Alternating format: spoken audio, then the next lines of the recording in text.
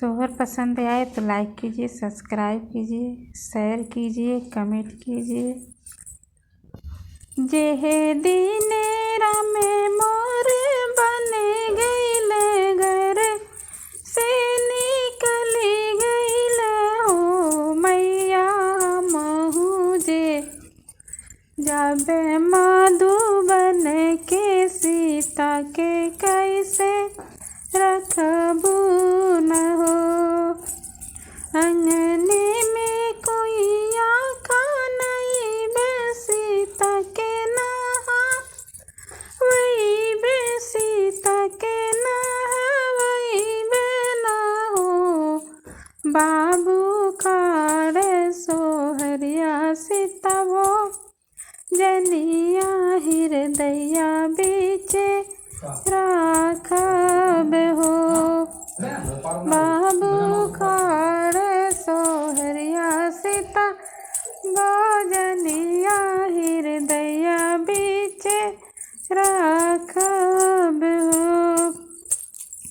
मचिया जे बैठेली सासु बीरैया के बोल बीरैया के बोलेली हो। सासु भी बहुअर बिनुरे के वट करी नैया कवने घाटे लागेले हो। बहुअर बिनुरे के वट के नैया कवने घाटे लागेले हो। बोलियात बोले लुए सासु बोले लुए सासु सासु बिनुरे के वट केरी नैया जमुना घाटे लागेले हो। मचिया जे बैठेली सासु बीरैया के बोल बीरैया के बोलेली हो। बहुअर बिनुरे पुरुष के तिरियावा कवने डरिया लागेले हो।